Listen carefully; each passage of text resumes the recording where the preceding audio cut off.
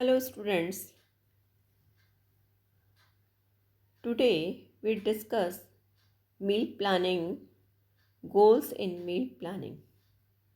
Myself, Dr. Abhilasha Ala, Associate Professor, Government College Lonkand.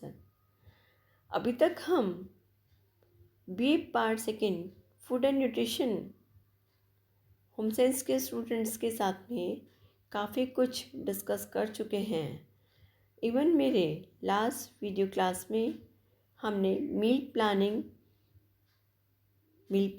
Concept, definition और principles को हमने बहुत अच्छे से डिस्कस किया है।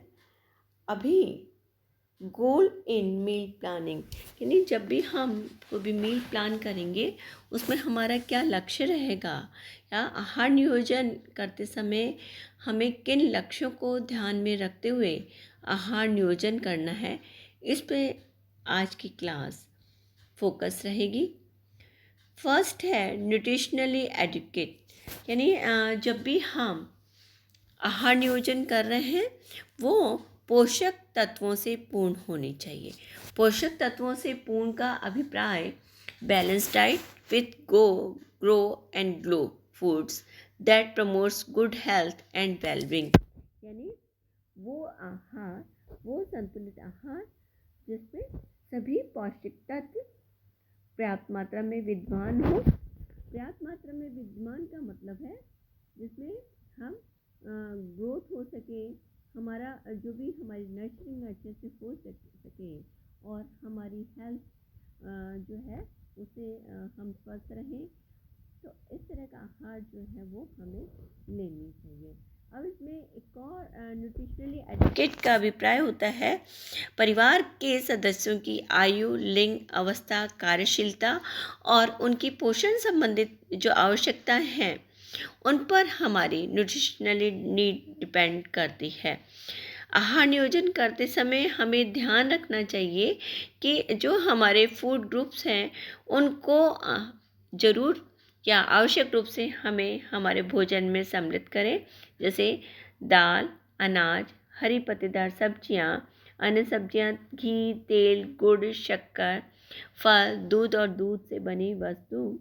और जो मांसाहारी व्यक्ति हैं उन्हें मांस, मछली, अंडा भी वे अपने आहार में ले सकते हैं।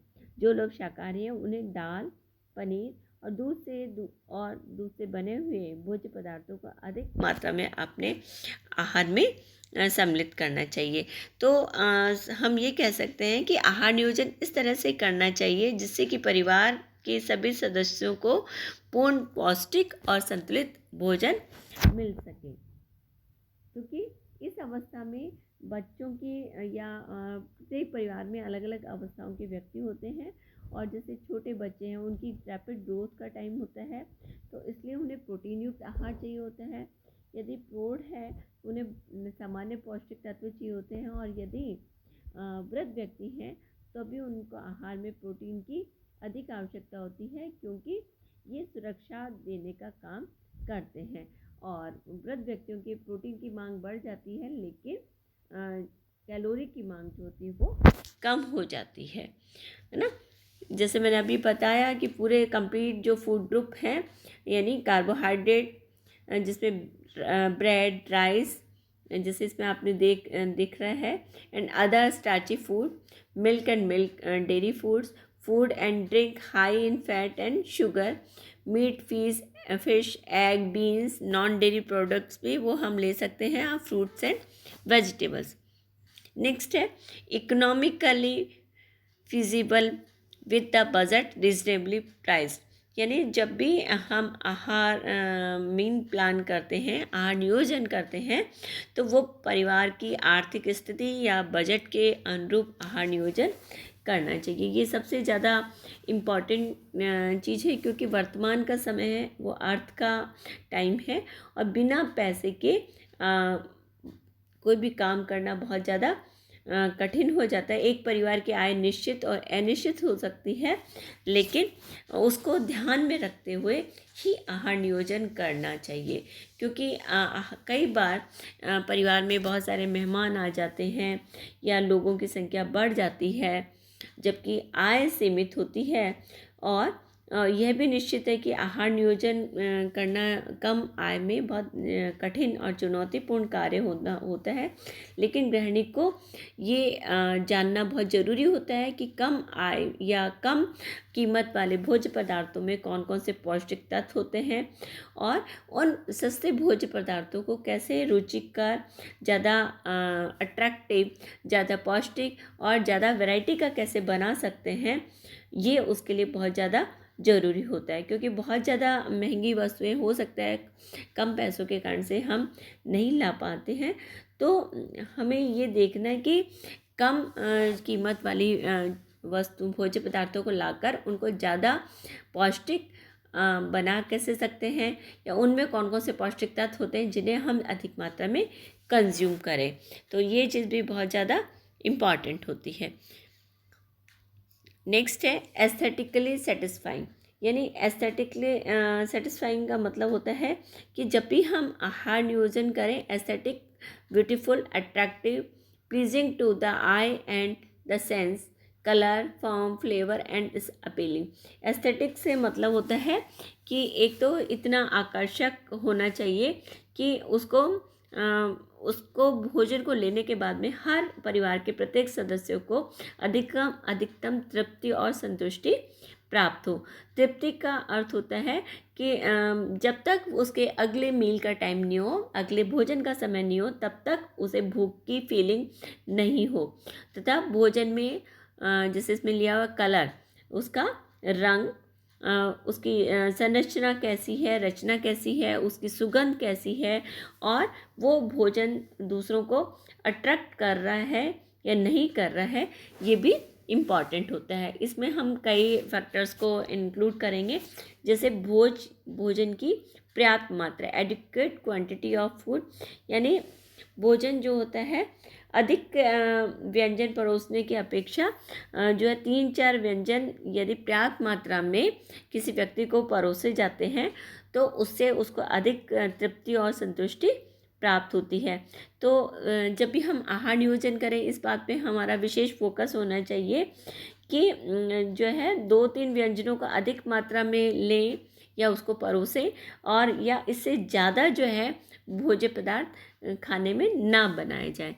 नेक्स्ट है भोज्य पदार्थों की ग्राह्यता व स्वादिष्टता। यानी आहार नियोजन करते समय गृहिणी को ये भी देखना चाहिए कि जो भी हम प्लानिंग करें उसमें भोजन एक्सेप्टेबल हो और भोजन की प्लेटेबिलिटी भी होनी चाहिए। इस पर पूरा का पूरा ध्यान देना चाहिए। यानी भोजन सुपाच्य और रुचिकर हो परिवार के प्रत्येक सदस्य के लिए, और बिल्कुल अपचनशील और अरुचिकर भी हो सकता है। लेकिन अरुचिकर होने से वो दूसरे व्यक्ति जो है वो उसको कंज्यूम नहीं करेंगे। तो इसलिए परिवार के प्रत्येक सदस्य की एक्सेप्टेबिलिटी और उसकी ग्राह्यता या स्वादिष्टता को भी हमें ध्यान में रखते हुए भोजन का प्लान करना चाहिए। जैसे क्या क्या देखेंगे इसमें, भोजन पका हुआ होना चाहिए, सुपाच्य व नरम होना चाहिए, स्वाद में बहुत ज़्यादा खट्टा, मीठा, कड़वा इस तरह का नहीं होना चाहिए। यानी सभी स्वाद होना चाहिए, हल्का खट्टा भी होना चाहिए, मीठा भी होना चाहिए, तीखा, चटपटा इस तरह का होना चाहिए। भोजन जला हुआ नहीं होना चाहिए, मुंह में लेने में उसके बैड स्मेल नहीं आनी चाहिए, देखने में आकर्षक होना चाहिए और सुगंध अच्छी होनी चाहिए। इसके अलावा कलर जो है, जब भी हम एक प्लेट अरेंज करते हैं उसमें ये देखें कि भोजन में वैरायटी ऑफ कलर्स होने चाहिए। यानी जिससे कि कोई भी व्यक्ति उसको खाने को देखकर ही उसका मन कर जाए कि उसे हमें खाना है। यानी बिल्कुल जैसे हम बहुत ज़्यादा अट्रैक्टिव फूड देखते हैं तो हमारी भूख जो है वो उत्तेजित हो जाती है। तो इसके लिए हमें कलर में विविधता लानी चाहिए। जैसे आप रोटी है, सब्जी है, दाल है, सलाद है, जैसे आपने येलो कलर की सब्ज़ी बनाई है तो येलो ही आप दाल बनाएंगे तो आपको उसमें गार्निशिंग के द्वारा उसकी अपीलिंग जो है वो उसको हम चेंज कर सकते हैं। गंध में परिवर्तन आके गंध में या खाने की जो रंग की तरह गंध भी भोजन ग्रहण करने पर सीधा प्रभाव डालता है। यदि व्यक्ति सड़ा हुआ या बहुत ज़्यादा बहुत तीखा भोजन है तो भी वो भोजन को ग्रहण नहीं कर पाएगा। इसलिए जब भी हम मील प्लान करें तो उसमें ये देखें कि जो भी हम भोजन बना रहे हैं वो बहुत ज़्यादा सुगंधित भी नहीं हो, लेकिन जो उसकी ओरिजिनल फ्लेवर है, नेचुरल जो फ्लेवर है जो कि फूड में रहती है और वो पकाने के दौरान और ज़्यादा इन्हांस हो जाती है तो ठीक है। लेकिन कई बार हम उसमें इस तरह के दूसरी चीज़ें ऐड कर देते हैं कि उसकी जो ओरिजिनल खुशबू है वो ख़त्म हो जाती है। तो ऐसा हमें नहीं करना है, क्योंकि भोजन की सुगंध जो है वो भूख को बढ़ाने का काम करती है। फिर वैरायटी इन टेक्सचर, आहार नियोजन करते समय भोजन की रचना में भी विविधता लानी आवश्यक है। जैसे क्योंकि उससे भोजन जो है वो ज़्यादा आकर्षक और सुगंध अपीलिंग लगेगा। जैसे हम अलग अलग तरह का जो है, जैसे आपने राइस बनाए, राइस को एक एक दाना खिला हुआ होगा तो उसको हमें खाने का मन, जैसे पुलाव बनाया है तो यदि एक एक दाना अलग अलग खिला हुआ है, उसमें वेजिटेबल्स भी हैं, आपने ग्रीन कोरिएंडर से उसकी गार्निशिंग भी की हुई है, तो वो आपको अपील करेगा, वो अट्रैक्ट करेगा। लेकिन यदि आपने बिल्कुल भी कोई भी चेंजेस उसके अंदर नहीं किए हैं और वो बिल्कुल बहुत ज़्यादा पानी में बिल्कुल कंसोलिडेटेड राइस बन गए हैं, तो हमारा भी मन उस भोजन को लेने में के लिए नहीं करेगा। तो इसलिए भोजन को रसेदार, गीला, सूखा, नरम, सख्त, कुरकुरा, इस तरह का जो है भोज्य पदार्थ भोजन में प्लानिंग करते समय हमें प्लान करने चाहिए। जैसे अभी आपने इसमें देखी, ये जो है फूड के सैलड है और बहुत ज़्यादा कलरफुल है। जितनी इसका मतलब ये है कि इतना कलरफुल है तो कोई भी व्यक्ति जो यहाँ बैठेगा उसको ये बहुत ज़्यादा अपील करेगा और हो सकता है वो इसको कंज्यूम भी करे। इसके अलावा बहुत सारी दूसरी चीज़ें होती हैं, जैसे कुछ अवधि के लिए कोई भोज्य पदार्थ नहीं ग्रहण करता है। जैसे किसी भी कारण से धार्मिक मान्यताओं के अनुसार किसी पर्टिकुलर समय में कोई व्यक्ति नहीं करता है, तो इस चीज़ का भी हमें ध्यान रखना चाहिए। लेकिन नेक्स्ट है हमें कुकिंग मेथड्स हम कौन से यूज़ कर रहे हैं, ये भी हमारे लिए बहुत ज़्यादा इम्पॉर्टेंट है। फिर जो भी हम मील प्लान करें उसमें ये देखें कि टाइम, एनर्जी और मनी जो है उनकी सेविंग होती रहे, तभी हमारा मील प्लान अच्छा रहेगा, है ना। जिन भोज्य पदार्थों को प्रतिदिन आवश्यकता होती है उनको अधिक मात्रा में ज़रूरत होती है, तो उनकी सूची हमें अलग बना लेनी चाहिए। इसके अलावा बार बार में कोई भी सामान को खरीदने के लिए मार्केट नहीं जाना है। और जो भी इसके अलावा जो भी भोज्य पदार्थ हैं उनको इस तरह से व्यवस्थित करके रखना चाहिए ताकि समय पर वो आसानी से उपलब्ध हो सके तथा उनको देखने उठाने में किसी भी तरह का कष्ट न हो। नेक्स्ट है भोजन के मनोवैज्ञानिक पहलुओं पर भी फोकस करना चाहिए। जो है जब भी हमें जो है आहार नियोजन कर रहे हैं उसमें हमें ये देखना है कि भोजन का जो मनोवैज्ञानिक पहलू है, जैसे भोजन पसंद आना अथवा नहीं आना व्यक्ति विशेष पर निर्भर करता है। भोजन का तृप्ति मूल्य भी हमारी रुचि, पसंद, धार्मिक मान्यताओं, खाने की आदतें आदि से प्रभावित होता है।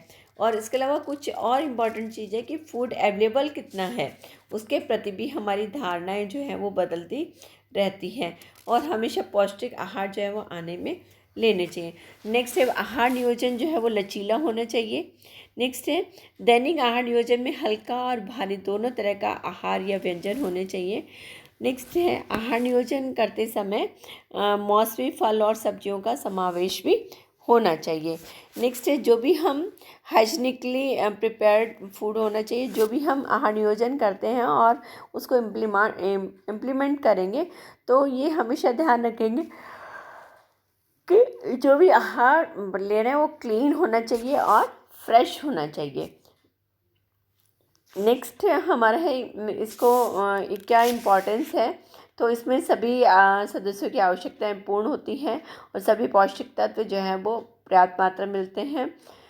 उसका स्वास्थ्य उत्तम रहता है उनकी कार्य क्षमता और कुशलता बढ़ती रहती है। नेक्स्ट है, आहार नियोजन करने से 1 माह या 1 सप्ताह तक के लिए सभी आहार सामग्री खरीद कर लाने का समय, शक्ति और धन मिल जाता है और बाजार में बार बार जाने की आवश्यकता नहीं होती है। आहार नियोजन से धन की बचत होती है क्योंकि भोजन सामग्री क्रय हेतु बार बार में मार्केट में नहीं जाना होता है। इस तरह से जो है आहार नियोजन बहुत ज़्यादा इम्पॉर्टेंट है।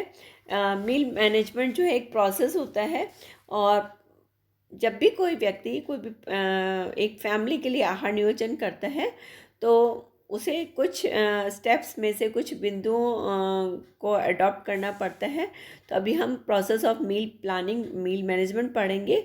फर्स्ट है, आहार नियोजन हेतु एक पूरे दिन को एक इकाई मानकर किया जाना चाहिए। दूसरा, एक दिन के 6 आहार, 3 मुख्य आहार और 3 अतिरिक्त आहार के लिए एक साथ आहार नियोजन करना चाहिए। प्रत्येक 2 भोजन के मध्य में, जैसे मॉर्निंग ब्रेकफास्ट, लंच या लंच और ब्रेकफास्ट के बीच में 2 या 3 घंटे का गैप होना चाहिए।